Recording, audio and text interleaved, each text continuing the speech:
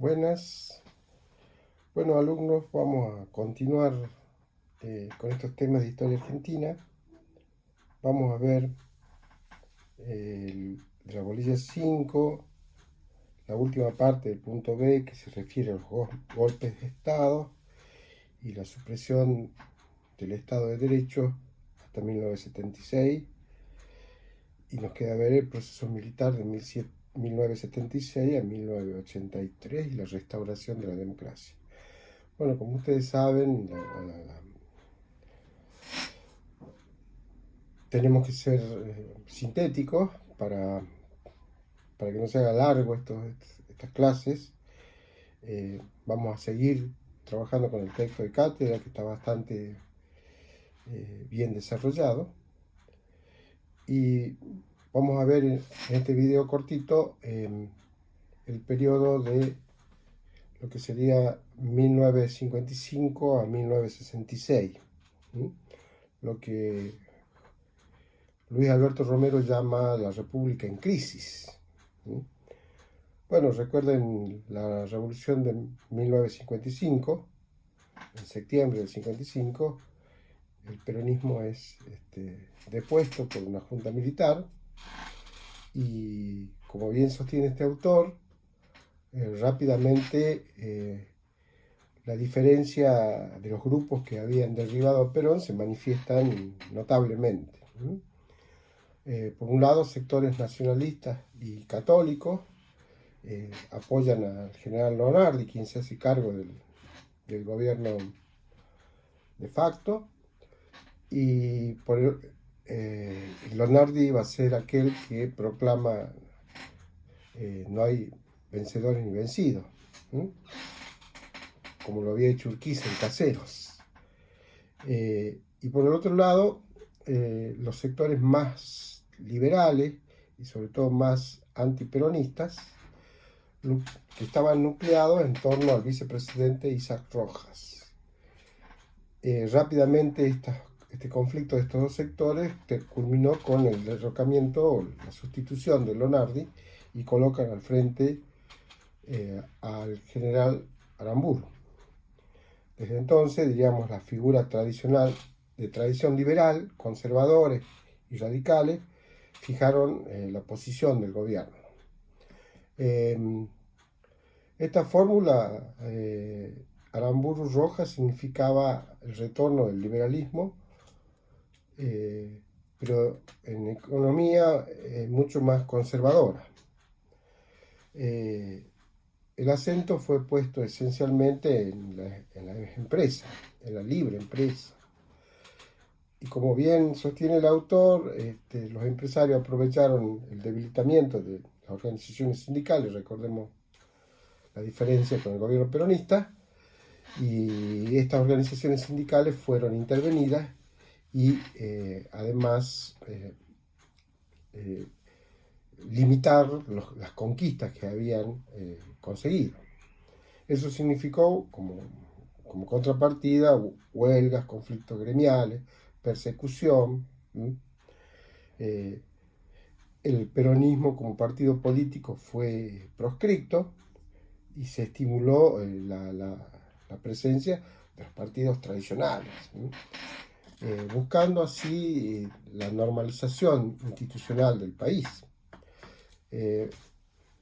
Hay todo un proceso de desperonización de la Argentina, de persecución a todo lo que esté relacionado con el peronismo, al nombre de Perón, al nombre de Eva Duarte de Perón, a la prohibición de la marcha peronista, las fotos, carteles que significaran alguna adhesión a Perón. Esto se llamó la desperonización de la Argentina.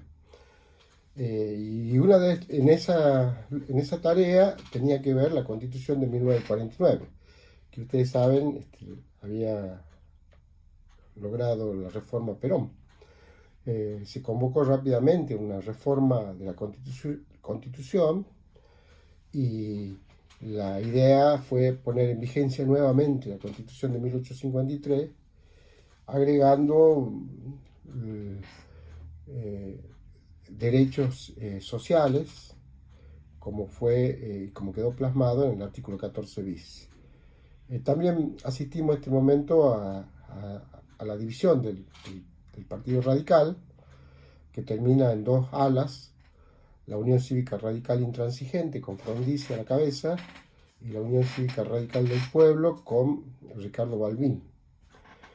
De manera que esta idea del Estado de facto, de llamar a la institucionalización o al restablecimiento de las instituciones democráticas, hace que en las elecciones presidenciales de 1958 los dos partidos radicales vayan a la puja electoral, y Frondizi, en una maniobra bastante ágil y práctica, gestiona el apoyo del voto peronista.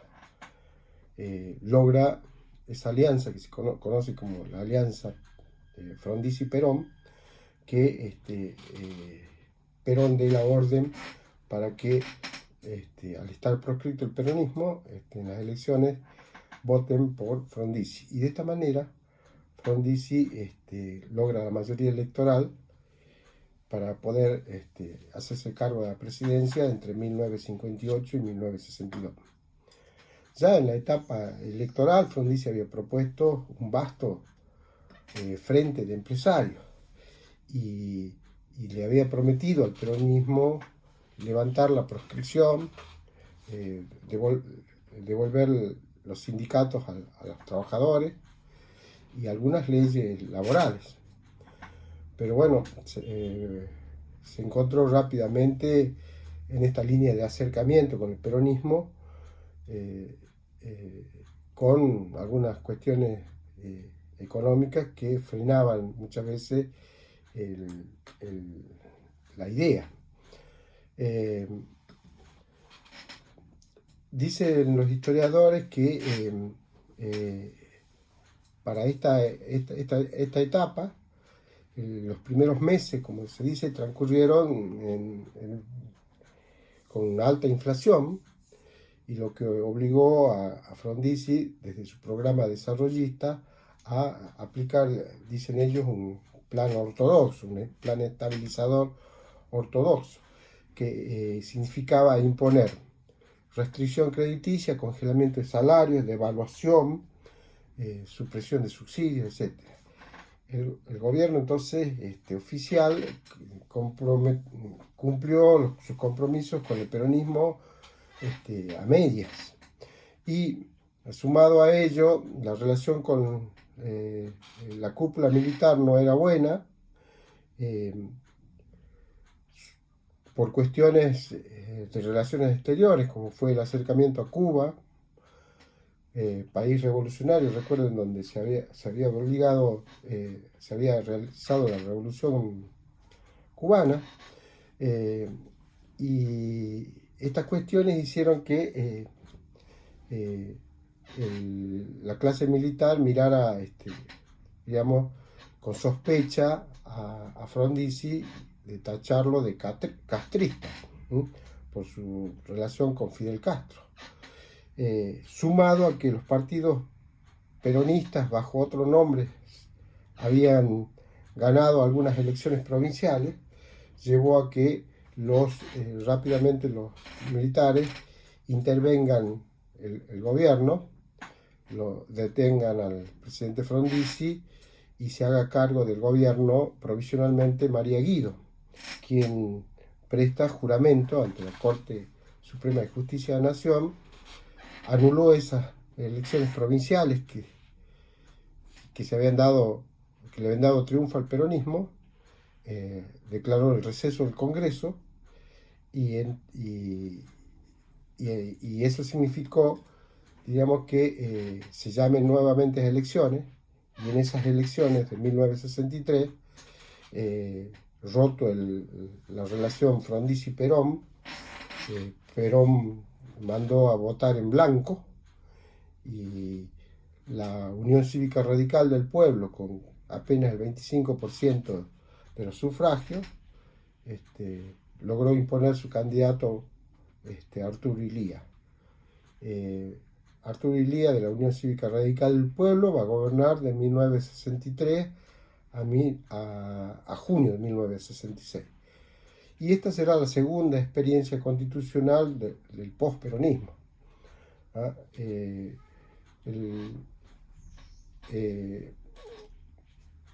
Illia se apoya en un Congreso que muy respetuoso de las normas electorales y en lo económico un programa que quería apoyarse en el mercado interno, en la política de distribución.